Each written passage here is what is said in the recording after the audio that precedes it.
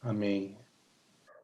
Vamos, irmãos, agora especificamente orar pela vida do João, palavra que ele tem a nos trazer da parte do Senhor aí, e aqueles que têm ouvidos, ouçam.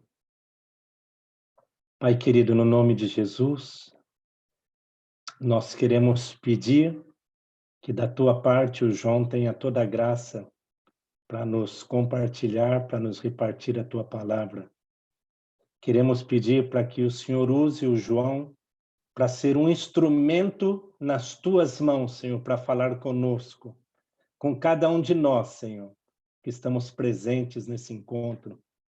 Por favor, que o teu Espírito conduza o João, possa direcionar ele. Pedimos a ti no nome de Jesus e também pedimos a ti, dá-nos ouvidos atentos. Senhor, ajuda-nos para estarmos inclinando nesse momento os nossos ouvidos e os nossos corações à tua palavra. Fala conosco. Usa a vida do João, Senhor. Nós queremos ouvir a tua voz. Nós pedimos ao Senhor no nome de Jesus Cristo, Senhor. Amém.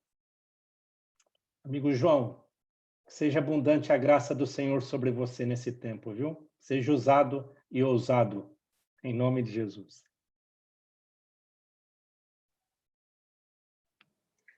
Amém. Obrigado, meu amigo. Obrigado. Meus irmãos, meu desejo, a carga que o Senhor colocou no meu coração, eu quero compartilhar com vocês a respeito da palavra do Senhor, da Bíblia Sagrada.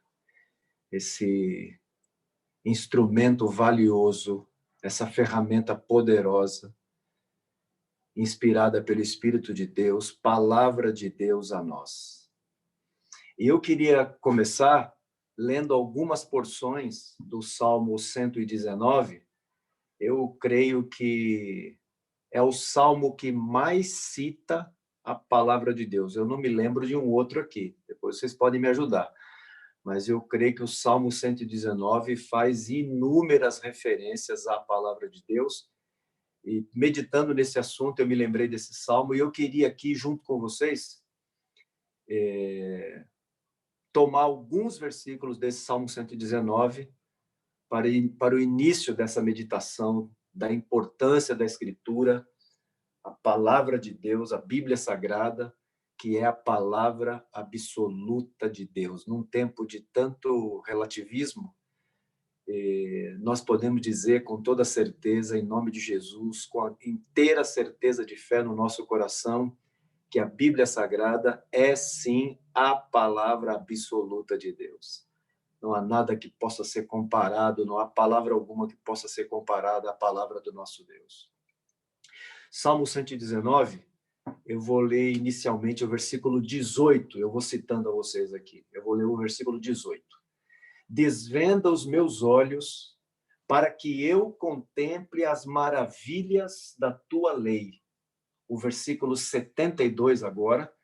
Para mim, vale mais a lei que procede da tua boca do que milhares de peças de ouro ou de prata. Mais vale a lei que procede da sua boca do que milhares de peças de ouro ou de prata. O versículo 92. Se a tua lei não tivesse sido o meu prazer, há muito eu teria perecido na minha angústia. Se imagina no momento que nós estamos vivendo hoje, se a lei do Senhor não fosse o nosso prazer, o que seria de nós? Estamos passando mundialmente uma situação muito difícil, mas nós podemos dizer e podemos descansar, porque a lei do Senhor é o nosso prazer. Que ela seja sempre o nosso prazer. O versículo 97 do Salmo 119 diz assim: quanto amo a tua lei, é a minha meditação todo o dia. O versículo 142, a tua justiça é justiça eterna, e a tua lei é a própria verdade. tua lei é a própria verdade. E por último, o versículo 174. Anseio pela tua salvação, Senhor. A tua lei é o meu prazer. A tua lei é o meu prazer. Eu tomei 2 versículos aqui onde Davi fala sobre a lei do Senhor ser o prazer dele, mas você vai ver nesse Salmo 119, algumas vezes Davi menciona isso, o fato da lei do Senhor ser o prazer dele. Irmãos, eu tomei aqui, queria repartir nesse início de nossa meditação, um pouquinho a história dela, a história da Bíblia Sagrada é uma história vasta. Nós vamos ver aqui que é uma história de 1.600 anos. E eu quero só, em algumas linhas aqui, de anotações que eu fiz, a gente poder compartilhar um pouquinho dessa história maravilhosa, essa história sagrada da palavra do Senhor. O seu nome, Bíblia, é uma transliteração da língua grega. Transliteração, ou seja, do jeito que estava no grego, como estava escrito no grego, veio para o português. Da mesma maneira, não foi feita alteração, não foi feita adequação. A palavra Bíblia, no grego, significa livro ou livros. Foram necessários cerca de 1.600 anos para que ela fosse concluída. E aproximadamente 40 autores trabalharam em seus registros. E apesar, meus irmãos, da distância em termos de tempo que separaram esses autores, é impressionante a unidade entre os escritos do Antigo e do Novo Testamento. Eles não se contradizem em momento algum. Mesmo diante, incrível, né, irmãos? A igreja está toda dividida.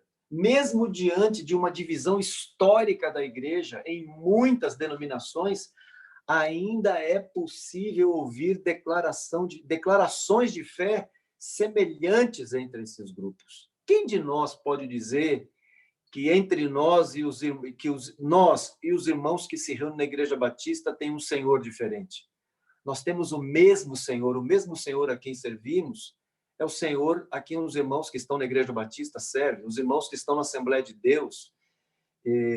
Você vê, mesmo com tantas divisões que acometeram a igreja, nós ainda podemos ouvir declarações de fé semelhantes entre esses grupos. Só existe, irmãos, uma pessoa capaz de explicar esta harmonia que existe na palavra de Deus. O Santo Espírito de Deus inspirou e guiou cada um desses homens enquanto eles escreviam. Foi somente, irmãos, no final do 3º século, que o cânon, que compunha os 66 livros reconhecidamente inspirados, foram reunidos formando a Bíblia Sagrada. A palavra cânon, lembra que é uma prática até da Igreja Católica, né? Quando pega alguma pessoa e querem canonizá-la, ou seja, torná-la santa, não é? A palavra cânon significa a reunião dos livros sagrados, a reunião desses livros que nós temos nas mãos hoje, esses 66 livros que são considerados santos, sagrados, palavra de Deus. Esse termo cânon, ele significa vara reta, régua. Podemos dizer, então, que as Escrituras são a nossa régua de medir. Com ela, irmãos, é com ela e somente com ela que nós podemos diferenciar o verdadeiro e o falso, o santo e o profano. Em Isaías, capítulo 55, versículo 11, a palavra de Deus diz assim: assim será a palavra que sair da minha boca. Não voltará para mim vazia, mas fará o que me apraz e prosperará naquilo para que a designei. Deus decidiu, meus irmãos, manifestar sua vontade aos homens por meio de sua palavra. Esta é a razão porque, ao longo dos anos, tentaram, sem sucesso, destruir a Bíblia. Ele, o Senhor, ele preserva a sua palavra. Ainda em Isaías, no capítulo 40, versículo 8, o profeta diz assim, referindo-se à palavra de Deus: seca-se a erva e cai a sua flor, mas a palavra de nosso Deus permanece eternamente. E agora, uma palavra de Jesus. Passará o céu e a terra, porém as minhas palavras não passarão. Lucas 21, 33. Não é sem razão, meus irmãos, que muitos entregaram suas vidas em sacrifício por causa do amor dedicado à palavra de Deus. Quantos, irmãos, foram movidos? Quantos desses santos que ofereceram suas vidas literalmente sobre o altar em sacrifício ao Senhor e tiveram suas vidas ceifadas para a glória de Deus, foram movidos, esses homens, essas mulheres, esses santos de Deus, foram movidos por uma gratidão eterna àquele que, por meio de sua palavra, transformou as vidas desses santos para sempre. Movidos por tudo isso, irmãos, necessitamos continuar batalhando pela fé que nos foi transmitida por estes santos do passado, reproduzindo o seu testemunho de amor e fidelidade à palavra de Deus. Nós vivemos um tempo em que a igreja precisa ser admoestada a voltar a se manter nas verdades que a definiram como tal. Olha que texto maravilhoso, esse texto de Paulo, a carta de Paulo aos Efésios, capítulo 2, versículo 20. O apóstolo Paulo ele está descrevendo a igreja, dizendo o que é a igreja e quem é a igreja.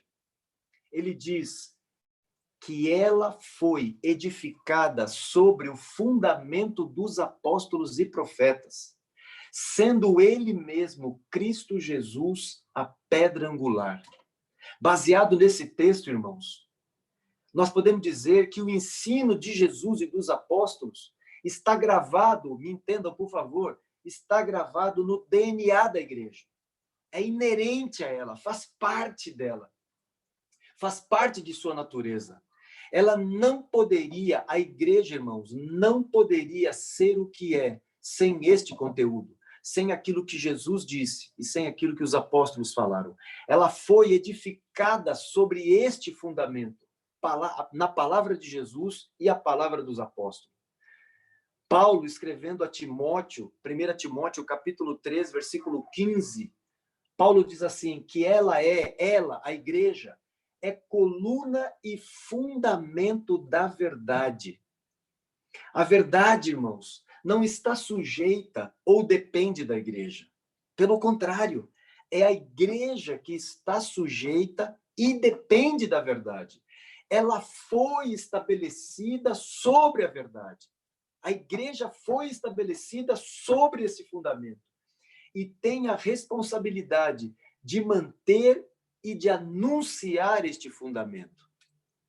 Vejamos alguns textos aqui, eu quero ler com vocês alguns textos, nós vamos ler vários textos aqui hoje, mas eu quero ler alguns textos que confirmam isso, que a igreja ela foi edificada sobre a verdade, sobre o fundamento, e ela necessita agora manter essa verdade e proclamar essa verdade. Em Apocalipse, eu vou ler 2 versículos em Apocalipse, Apocalipse 2:25.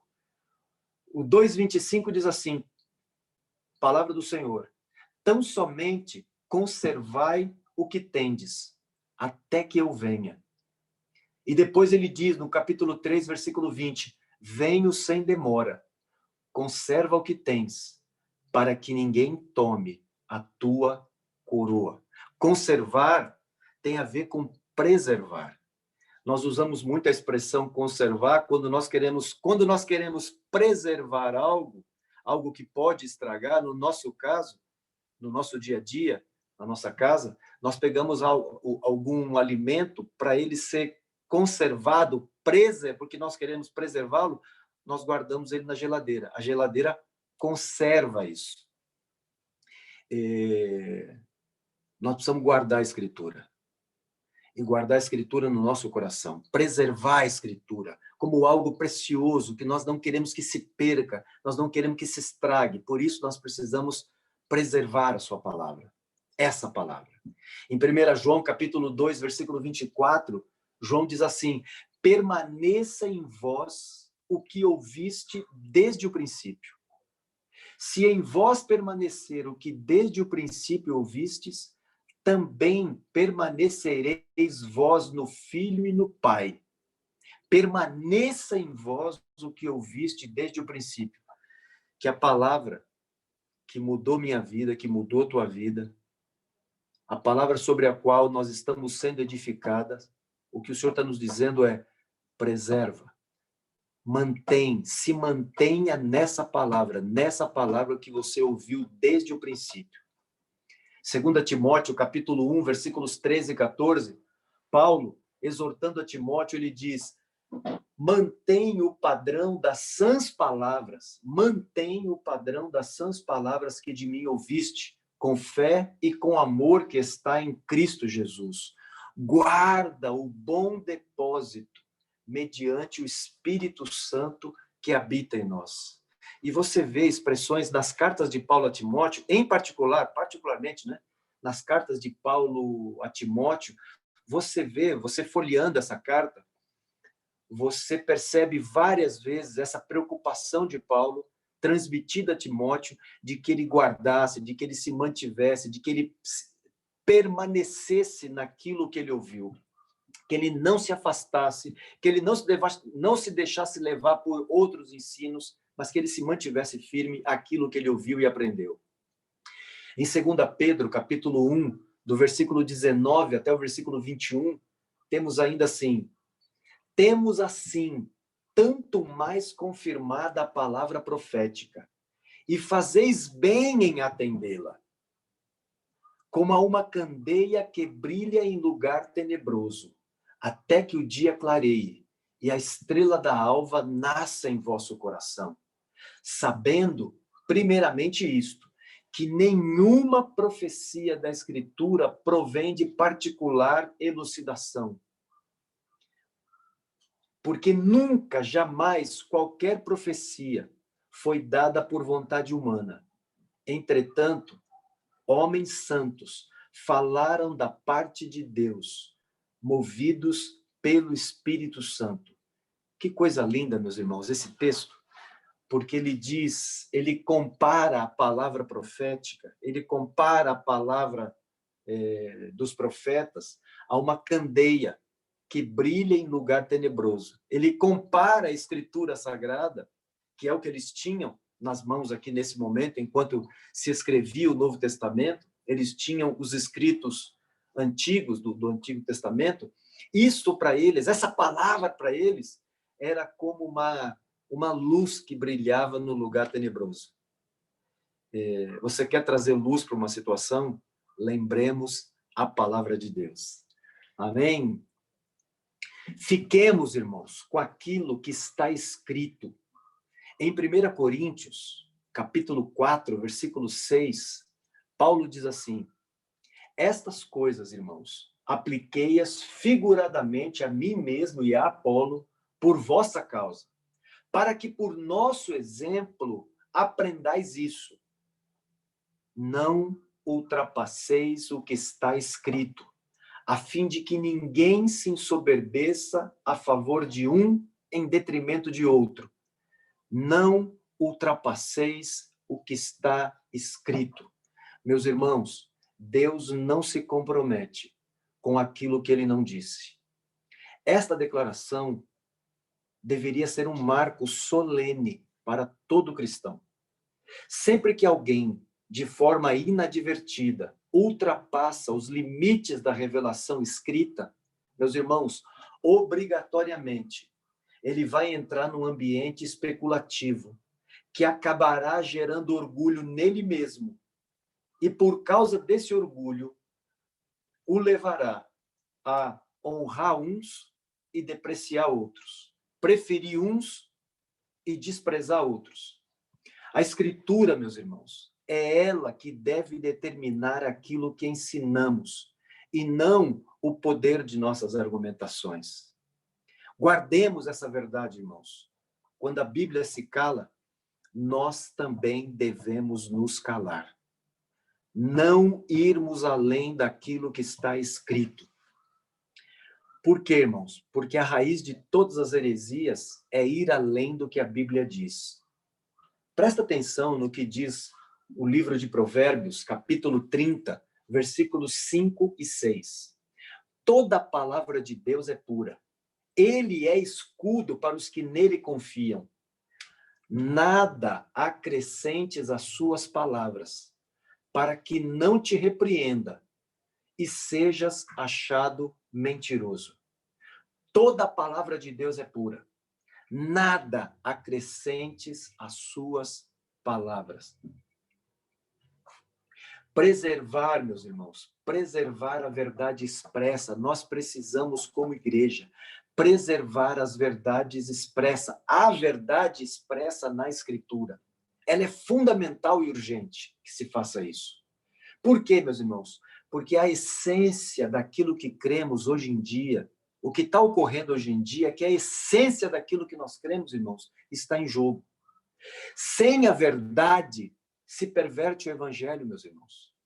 A rejeição à verdade acaba resultando, sabe no quê? No que nós estamos vendo, de modo geral, na igreja. Há na igreja instalado hoje um analfabetismo bíblico. Não é sem razão que o profeta Oséias, no capítulo 4, versículo 6, ele nos diz, nos advertindo: o meu povo está sendo destruído porque lhe falta o conhecimento. Mais alguns textos para nos admoestar e nos lembrar a importância dessa santa palavra. Santifica-os na verdade, Jesus disse. João 17, 17. Santifica-os na verdade. A tua palavra é a verdade. Santifica-os na verdade. Irmãos, a verdade me santifica. A verdade te santifica. A verdade nos purifica, nos limpa, nos lava. Romanos 15, versículo 4, diz assim: pois tudo quanto outrora foi escrito, para o nosso ensino foi escrito, a fim de que pela paciência e pela consolação das Escrituras tenhamos esperança. Como eu estava dizendo no início, nós estamos vivendo um tempo difícil mundialmente, né? Por causa dessa pandemia. Muita gente desesperada, muita gente sem saber o que fazer. E porque lhes falta, irmãos, esperança. Que nós, como cristãos, irmãos, guardemos, fiquemos com aquilo que está escrito. Sejamos santificados pela palavra. E que nos enchamos da esperança que vem pela palavra de Deus. Nós, de nós mesmos, nós não podemos produzir esperança. Nós não podemos produzir esperança de nós mesmos. A esperança que temos, irmãos, a esperança que enche o nosso coração, ela vem da palavra de Deus, da palavra que sai da boca de Deus.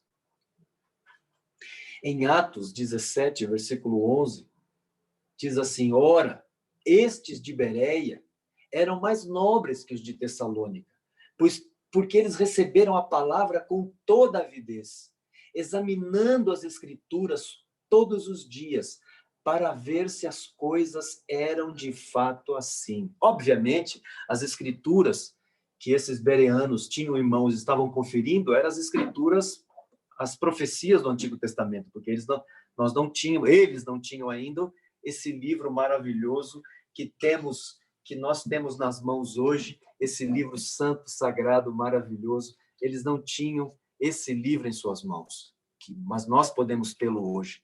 O que eles tinham em suas mãos eram as profecias do Antigo Testamento.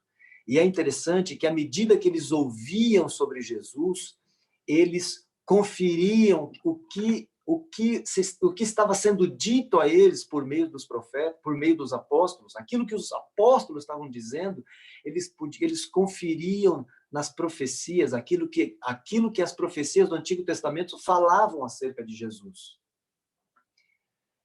em João, capítulo 12, versículo 48, Jesus diz assim: quem me rejeita e não recebe as minhas palavras, tem quem o julgue. A própria palavra que tenho proferido, essa o julgará no último dia. Como nós podemos saber se aquilo que nós estamos vendo ou ouvindo é palavra de Deus? Qual é o juiz? Quem é o juiz daquilo que nós vemos ou ouvimos? Irmãos, o juiz é a palavra de Deus. A palavra de Jesus. E Jesus está dizendo que a palavra dele, não é? A palavra que ele tem proferido, é ela que vai julgar o homem naquele último dia. Eu anotei 2 frases de 2 homens, um deles na verdade, os 2 eram padres católicos. Me parece que um deles se converteu, não é? Na verdade, se converteu realmente. O primeiro deles, uma expressão que ele usa, esse homem chamava-se Tomás de Aquino, ele diz assim, referindo-se à Bíblia: não se opor ao erro, não se opor ao erro é aprová-lo. Não defender a verdade é negá-la. A nossa negligência em defender a verdade, quando podemos fazê-la, é tão pecado quanto incentivar o erro, disse esse padre católico Tomás de Aquino. Não se opor ao erro é aprová-lo. E não defender a verdade é negá-la. A nossa negligência em defender a verdade, quando podemos fazê-lo, é tão pecado quanto incentivar o erro. E aí eu quero concluir aqui a segunda frase com a frase de Martinho Lutero, que lendo as Escrituras, foi lendo as Escrituras que Martinho Lutero se converteu. Foi lendo as Escrituras que Martinho Lutero entendeu que a salvação era pela fé em Cristo Jesus. E Martinho Lutero disse assim: a paz, se possível, mas a verdade a qualquer preço. A paz, se possível, mas a verdade a qualquer preço. Não abramos mão, irmãos, da verdade. Não abandonemos o que está escrito. Não ultrapassemos o que está escrito. Nós estamos edificados, irmãos. Uma outra coisa importante é lembrarmos, quando falamos da palavra de Deus, falando da palavra de Deus, falando da Bíblia Sagrada, nós precisamos entender muito bem, principalmente discernindo o tempo que nós vivemos hoje. Nós precisamos entender que nós somos edificados pela palavra de Deus e não por experiências. Eu vou explicar já o que eu quero dizer com isso. Esse terreno aqui, eu creio que é um terreno bem movediço, mas eu quero deixar isso muito claro para que nós não cometamos erros. Irmãos, como eu falei na última ministração, quando estava falando sobre apostasia, eu citei algumas filosofias que têm entrado pelo meio da igreja. Estas filosofias modernas, irmãos, defendem, eu disse naquele dia e repito hoje, essas filosofias modernas defendem que, pelo fato de não haver verdade absoluta, nós jamais seremos capazes de conhecê-la plenamente, conhecer a verdade plenamente. Dizem essas filosofias, que nós jamais seremos capazes de conhecer a verdade plenamente. Os cristãos, contrários a esse entendimento, eles refutam essas filosofias afirmando que sim, é possível conhecer a verdade. No momento em que uma pessoa tem uma experiência com a verdade encarnada, isto é, com o próprio Jesus, ela passa a conhecer a verdade, porque ela teve uma verdade, ela teve uma experiência com essa verdade encarnada. O que eu quero dizer com isso? Meu irmão, essa declaração é verdadeira. No entanto, é muito importante nós definirmos o tipo de experiência a que estamos nos referindo. Todas as vezes que nós dissermos, eu tive uma experiência com isso, eu tive uma experiência com aquilo, é muito importante ser claro a que tipo de experiência nós estamos nos referindo?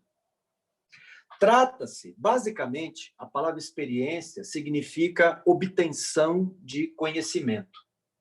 Trata-se de conhecimento adquirido por meio de prática ou por meio das emoções. Existem outras maneiras de se adquirir conhecimento, por experiência. Mas eu quero destacar esses dois. A aquisição de conhecimento, a aquisição de experiência por meio, a aquisição do conhecimento por meio de prática ou por meio das emoções. Porque eu creio que esses dois é que estão circulando pelo meio da igreja. Para nós, como cristãos, é muito importante discernir, pelo menos, entre esses dois tipos. O conhecimento adquirido através de prática ou o conhecimento adquirido através de emoções, de algo que nós sentimos. Repito, para nós, como cristãos, é muito importante sabermos discernir, pelo menos, entre esses dois tipos. Isso porque, irmãos, essa palavra já foi incorporada ao vocabulário da igreja e é cada vez mais comum ouvir até entre nós mesmos a expressão "eu tive uma experiência com Deus". E volto a dizer, eu não estou dizendo que essa expressão está errada, desde que nós tomemos cuidado com o que é que nós estamos querendo dizer com essa experiência. Que tipo de experiência é essa que eu tive? Eu quero deixar claro que eu não estou aqui julgando, irmãos, a experiência de quem quer que seja. Contudo, nós precisamos nos perguntar. Eu faço uma pergunta aqui e ela não é uma pegadinha. Eu faço a pergunta e eu vou responder a vocês. Pelo menos eu vou tentar responder. Nós precisamos nos perguntar, falando de experiência, de ter experiência com Deus, enfim. Sem todo o ensino, preste bem atenção nisso, sem todo o ensino bíblico acerca de Jesus, nós podemos realmente saber quem é esse Jesus com quem tivemos uma experiência? Eu vou repetir. Sem todo o ensino bíblico acerca dele, Jesus, nós podemos realmente saber quem é ele? Essa pessoa, Jesus, com quem nós tivemos uma experiência? Irmãos, eu creio que nós podemos afirmar que não. É impossível alguém conhecer a Jesus sem aquilo que a palavra de Deus fala sobre ele. É muito importante que fique bem claro isso, meus irmãos. É a palavra de Deus, presta atenção nisso. É a palavra de Deus que torna válida a minha e a sua experiência. E não é a minha ou a sua experiência que torna válida a palavra de Deus.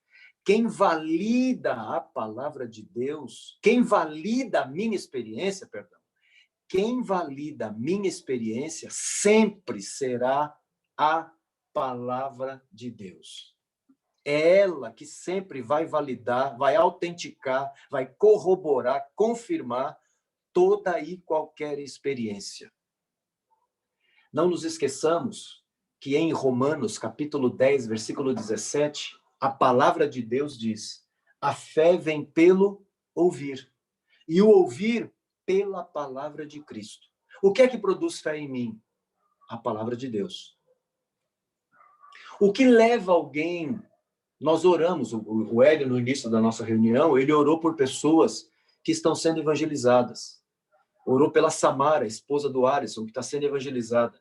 À medida que a Samara ouve a palavra de Deus, de quem está pregando para ela, à medida que é mencionado, que é citado, que é lido para ela os textos bíblicos, depois ela vai para casa e ela vai lendo os textos bíblicos que falam sobre Jesus, o Espírito Santo vai usando essa palavra, vai usando a palavra que ele inspirou para produzir fé no coração da Samara, para produzir fé no coração de todo aquele que está ouvindo sobre Jesus.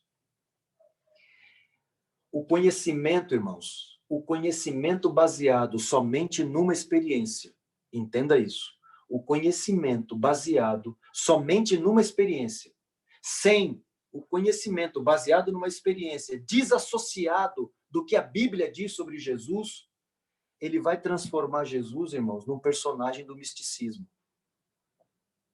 Lembremos do que ele mesmo, do que ele, Jesus, disse. acerca do trabalho do Espírito Santo.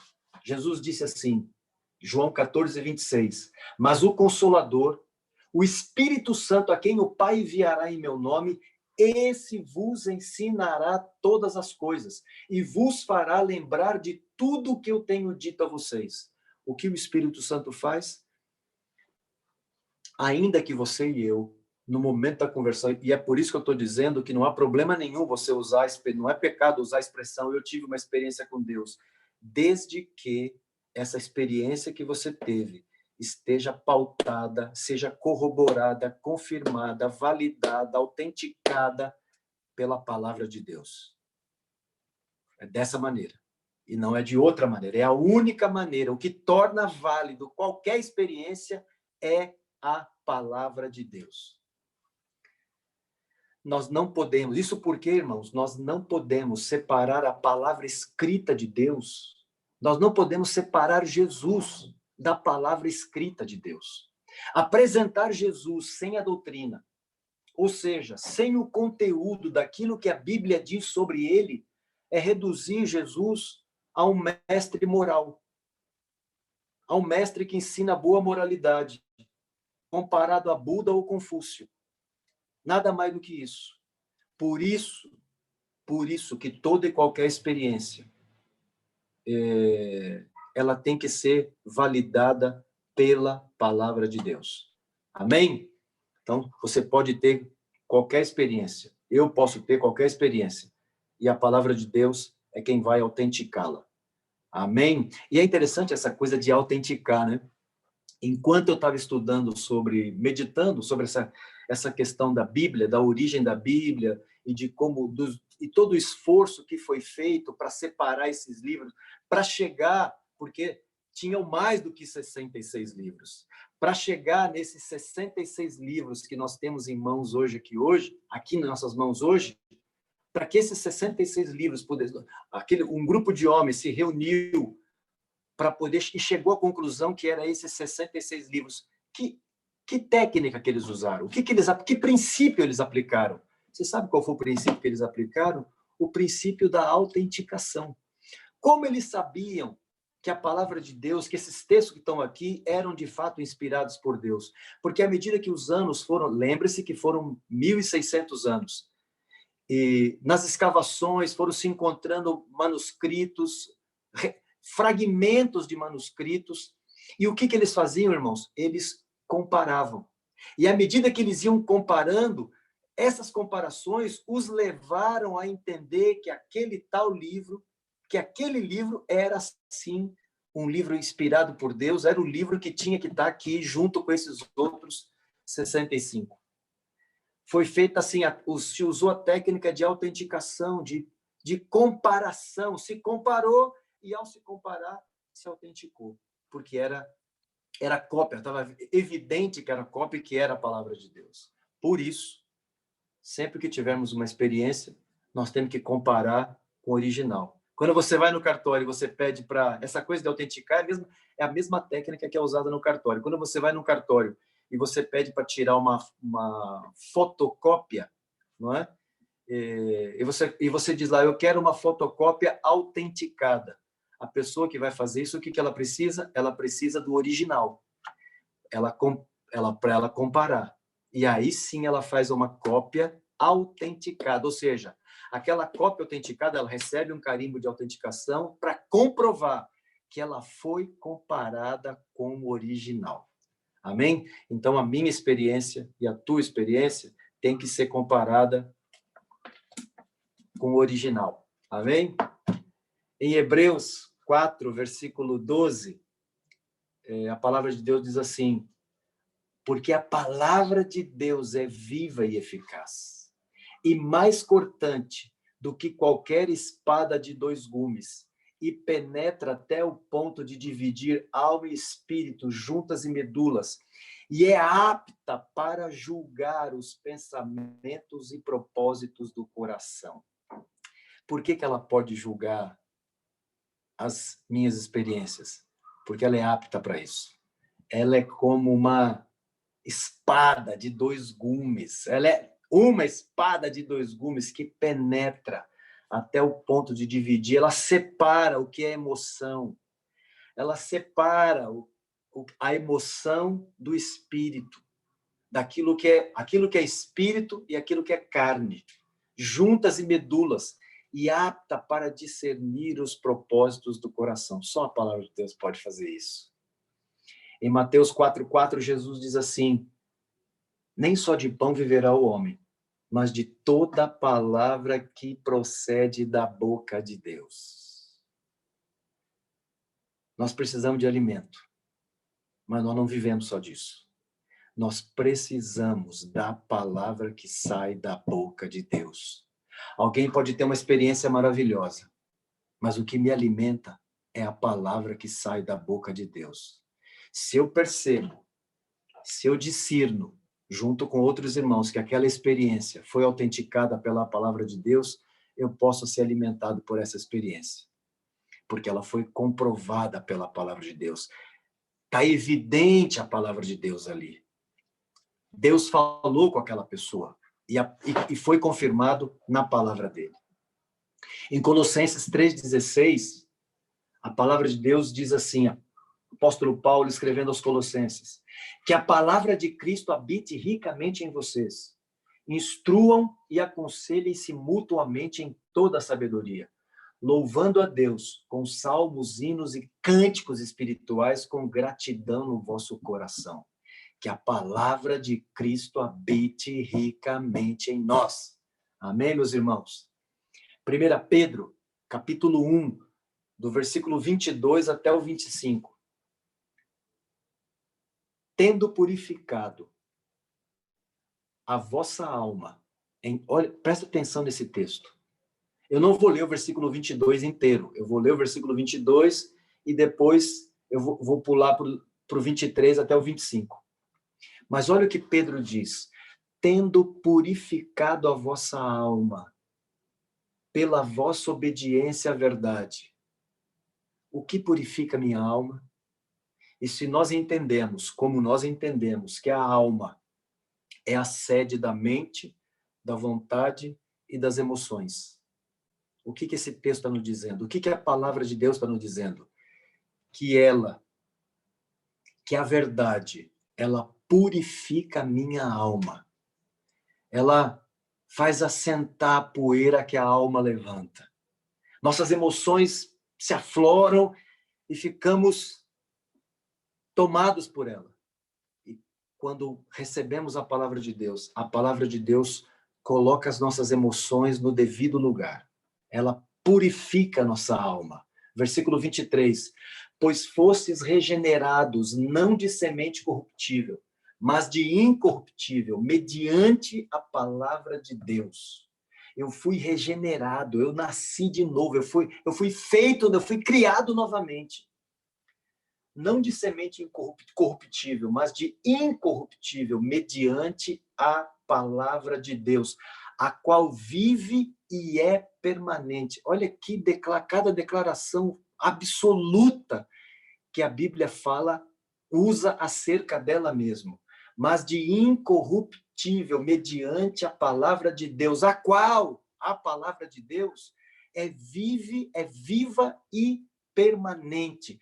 Pois toda a carne é como a erva, e toda a sua glória como a flor da erva. Seca-se a erva, cai a sua flor. Olha a comparação que ela faz conosco. Assim somos nós. Nós nascemos e você e eu, irmãos, nós temos prazo de validade. Nós somos como essa erva, que nasce, cresce, murcha e morre. Assim somos nós. Mas a palavra do Senhor diz aqui, porém, permanece eternamente. A palavra de Deus não envelhece, a palavra de Deus não murcha, a palavra de Deus é sempre atual. O mundo todo está num pandemônio, desesperado, mas o que nós estamos vendo é o cumprimento dessa palavra bendita. Ela permanece para sempre. Ora, esta é a palavra que vos foi evangelizada. Ainda em Tiago, capítulo 1, versículo 21, diz assim: portanto, despojando-vos de toda impureza e acúmulo de maldade, acolhei com mansidão a palavra em vós implantada, a qual é poderosa para salvar a vossa alma. Eu e você nos convertemos. E tem um tanto de coisa na nossa vida que está diferente de Cristo. E à medida que nós vamos sendo fundamentados na palavra, à medida que nós vamos ouvindo a palavra, que vamos recebendo a palavra, ela é poderosa.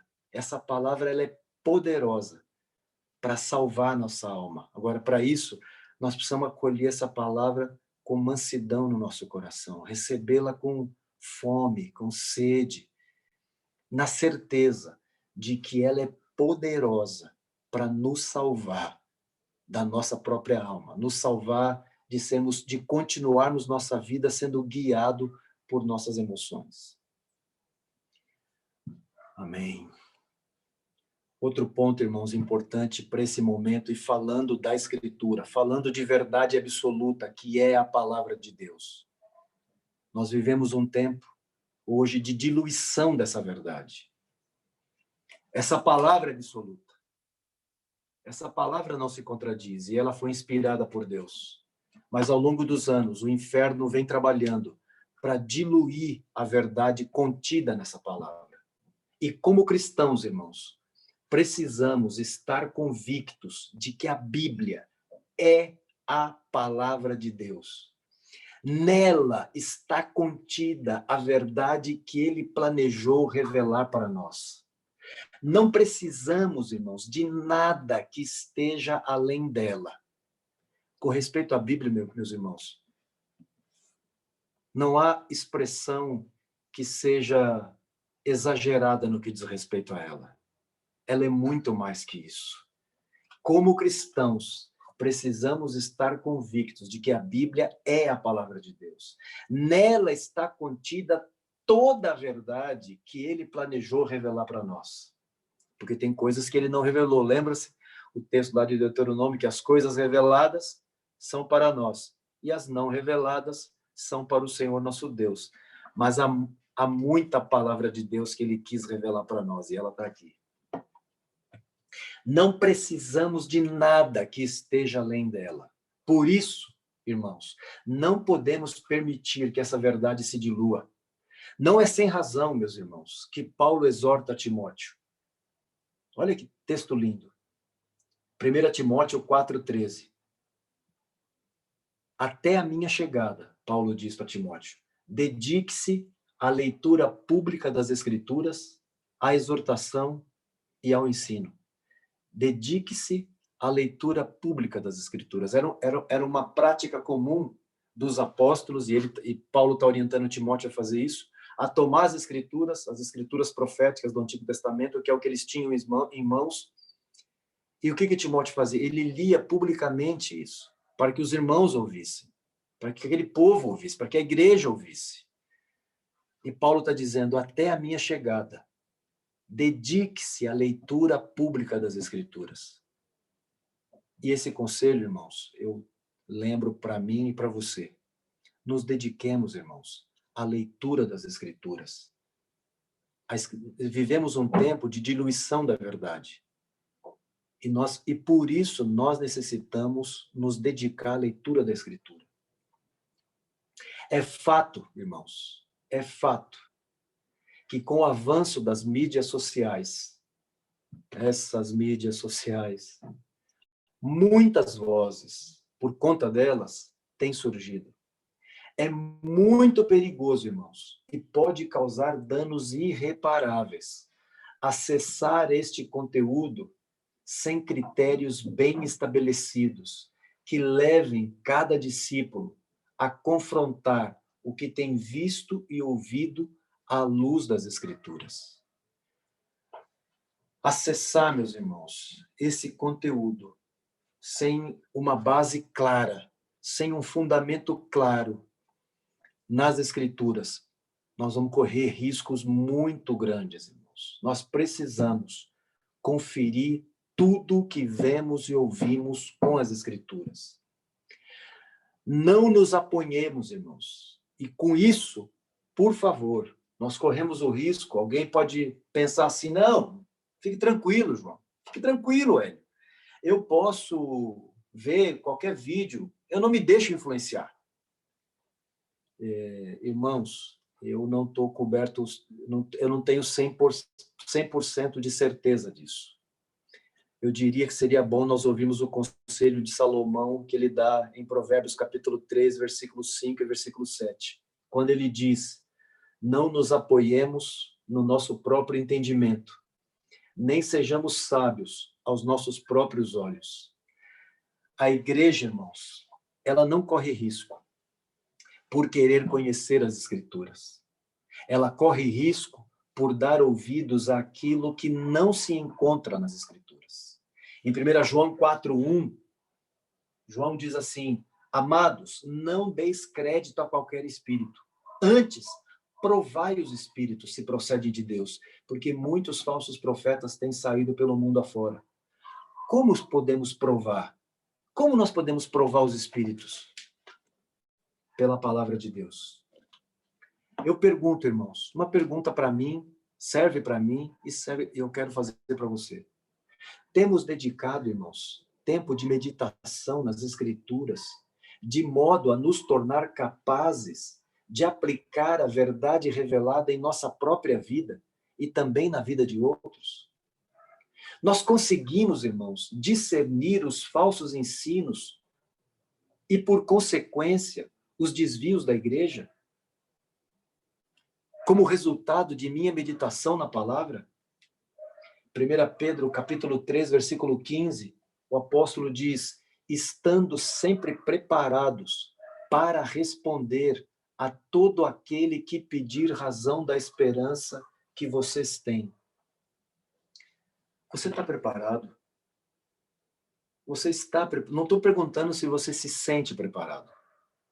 Eu pergunto a você, você está preparado para responder a qualquer um que pedir razão da esperança que você tem? Nós podemos trocar essa palavra razão a qualquer um que pedir explicação sobre a tua fé. Por que você crê no que você crê? Por que você crê dessa maneira? Você está pronto para responder?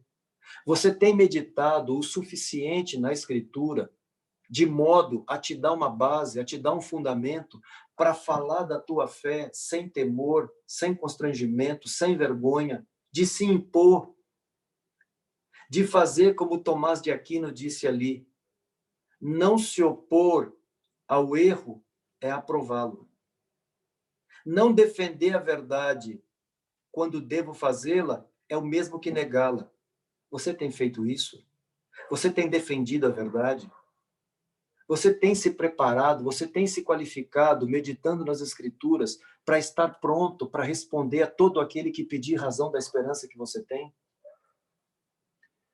2 Timóteo, capítulo 3, e eu vou terminando por aqui, meus irmãos. 2 Timóteo 3, do versículo 14 ao versículo 17, Paulo diz assim, tu, porém, permanece naquilo que aprendeste e de que foste inteirado, sabendo de quem o aprendeste, e que desde a infância sabes as sagradas letras que podem tornar-te sábio para a salvação pela fé em Cristo Jesus.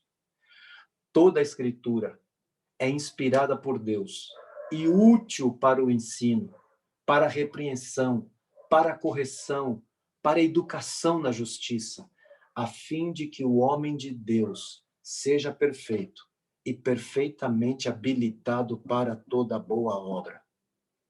Habilite-se com a palavra de Deus. Medite na palavra de Deus. Nós que reclamávamos de falta de tempo, nós temos tido muito tempo nesses dias. Use esse tempo que Deus tem permitido você ter. Use esse tempo para se qualificar na palavra de Deus, para se tornar esse obreiro aprovado, para se tornar um obreiro aprovado que não tem do que se envergonhar e que maneja bem a palavra da verdade, para se tornar um obreiro que sabe manejar a Escritura, que sabe manejar essa Escritura que é útil para o ensino, Escritura que é útil para a repreensão, para a correção, para a educação na justiça, a fim de que o homem de Deus, você e eu, sejamos perfeitos e perfeitamente habilitados, perfeitamente capacitados para toda boa obra. Ocupe tua mente com a palavra de Deus. Filipenses 4:8. Paulo diz em que nós devemos pensar. Finalmente, irmãos, tudo que é verdadeiro, tudo que é respeitável, tudo que é justo, tudo que é puro, tudo que é amável, tudo que é de boa fama, se alguma virtude há e se algum louvor existe, seja isso que ocupe o vosso pensamento. Eu quero aplicar esse texto, essa palavra de Paulo, à palavra de Deus. Finalmente, irmãos, tudo que é verdadeiro, tudo que é respeitável, tudo que é justo, tudo que é puro, tudo que é amável. Ame esse livro. Ame a palavra de Deus. Há muita virtude. Nós não temos dúvida aqui.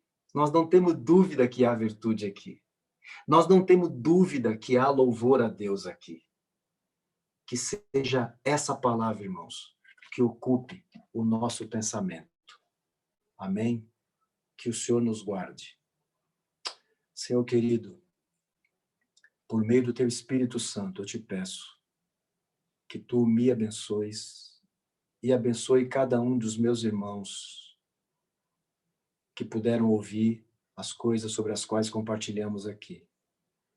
Que o Senhor, o mesmo Espírito que inspirou esse livro, essa palavra sagrada tua, Senhor, desperte e guarde, desperte o espírito de meus irmãos e os guarde nesse tempo. Que sejam homens e mulheres que se capacitem na palavra do Senhor, porque eles foram estabelecidos sobre um fundamento, eles foram estabelecidos sobre essa verdade. Eles são coluna e fundamento da verdade. Fala isso, Senhor, com teu povo, que a tua igreja é coluna e fundamento da verdade. Por isso, eles precisam, Senhor, cada um de nós precisa estar pronto, Senhor, para falar dessa verdade que recebemos, que temos recebido ao longo desses anos. Abençoa meus irmãos, abençoa a tua igreja, capacite-a, Senhor, cada vez mais, principalmente nesse tempo que vivemos, no nome de Jesus. Que o Senhor nos abençoe.